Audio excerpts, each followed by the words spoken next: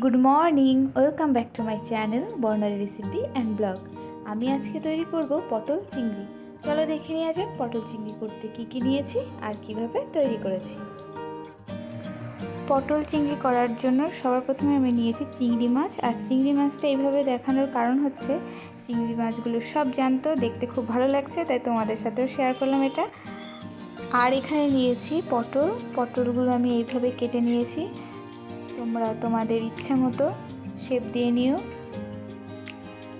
আর এখানে নিয়েছি সর্ষের তেল, গরম মশলা, শুকনো লঙ্কার গুঁড়ো, পেঁয়াজ বাটা, রসুন বাটা, এখানে কাঁচা লঙ্কা নিয়ে নিয়েছি। আর এই যে চিংড়ি মাছের মাথাগুলো এভাবে ছাড়িয়ে নিয়েছি। আর এখানে নিয়েছি আদা বাটা, হলুদ, লবণ, জিরের গুঁড়ো, চিনি। আর এখানে ফোড়ন দেওয়ার জন্য নিয়েছি তেজপাতা, শুকনো লঙ্কা আর জিরে।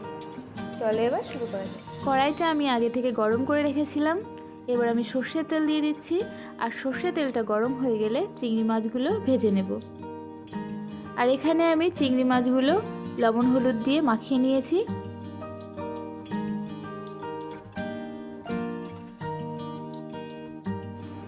চিংড়ি মাছ ভাজতে বেশি টাইম লাগে না, একটু নেড়ে চেড়ে নিয়েছি, এটা লাল লাল হয়ে গেছে। এবার চিংড়ি মাছগুলো তুলে নেব।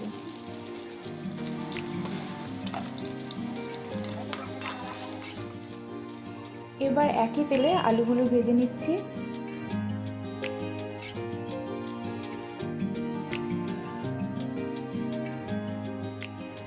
আলু ভাজা কমপ্লিট। এবার আলু ভাজাগুলো তুলে দিচ্ছি।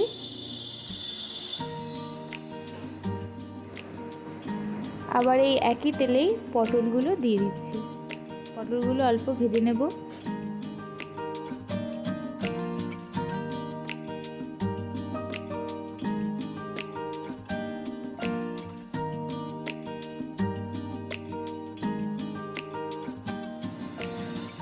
পটলগুলো ভাজা হয়ে গেছে। পটলগুলো বেশি ভাজা যাবে না, অল্প ভেজেছি।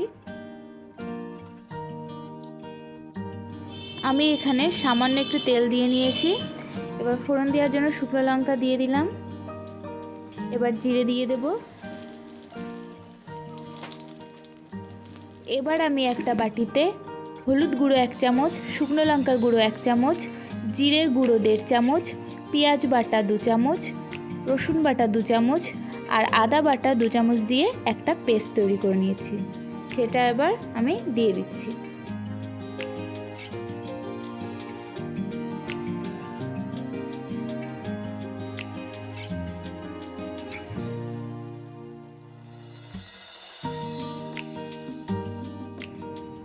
এবার আমি তেজপাতাটা দিয়ে দেব। স্বাদ মতো লবণ দিয়ে দেব। এবার মশলাটা একটু নেড়ে চেড়ে একটু পরে চিনি দিয়ে দেব।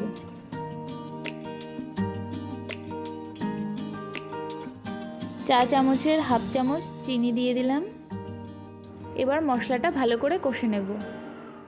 আর সামান্য একটু জল দিয়ে দেব। 2-3 বার জল দিয়ে মশলাটা কষলে যে কোনো রান্না খেতে আরও টেস্টি হয়।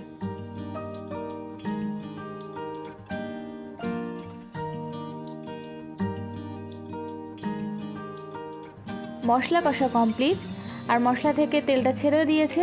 এবার আমি ভেজে রাখা আলু, পটল আর চিংড়ি মাছগুলো দিয়ে দেব।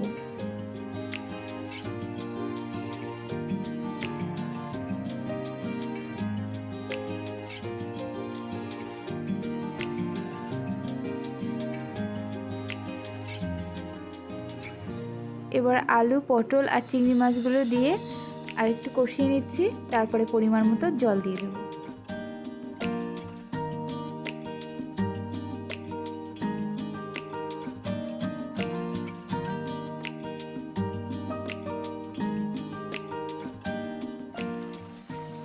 পটল চিংড়ির ঝোল ফুটে গেছে আর এদিকে আলু সেদ্ধ হয়ে গেছে। এবার সবার লাস্টে একটু গরম মশলা দিয়ে নামিয়ে দেব।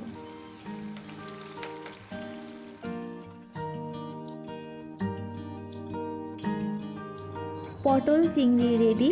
তোমাদের যদি এই পটল চিংড়িটা ভালো লেগে থাকে তাহলে অবশ্যই লাইক, কমেন্ট, শেয়ার আর আমার চ্যানেলটাকে প্লিজ সাবস্ক্রাইব করো। আর তোমরা বাড়িতে এইভাবে অবশ্যই ট্রাই করো, খুবই ভালো লাগবে খেতে। আর তোমরা সঙ্গে সুস্থ থেকো, ভালো থেকো। Thank you.